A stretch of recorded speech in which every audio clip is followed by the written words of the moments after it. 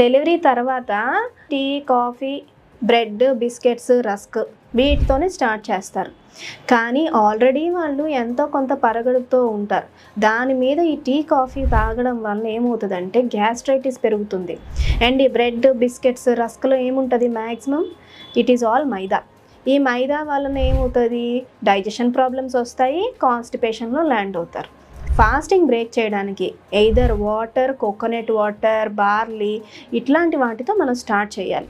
Start చేసిన తర్వాత కొంచెం ఈజీగా డైజెస్ట్ అయిపోయేలాగా తీసుకోవాలి. లైక్ ఇడ్లీ కానీ, ఉప్మా కానీ ఆర్ కిచిడీ లాంటివి తీసుకోవచ్చు. నెక్స్ట్ డే నుంచి మాత్రం నార్మల్ డైట్. మనం ఇంట్లో ఏమేమి తింటాం? అన్నం, పప్పు, కూరలు, రసము అండ్ లాట్స్ ఆఫ్ ఫ్రూట్స్ అన్నీ తీసుకోవచ్చు.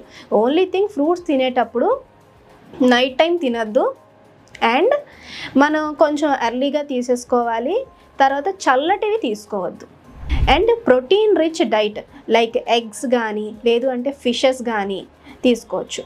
అండ్ ఆల్సో వెల్లుల్లి రెమ్మలు ఇవి కూడా మన కూరల్లో వేస్తే దానివల్ల పాలు ఇంక్రీజ్ అవుతాయి.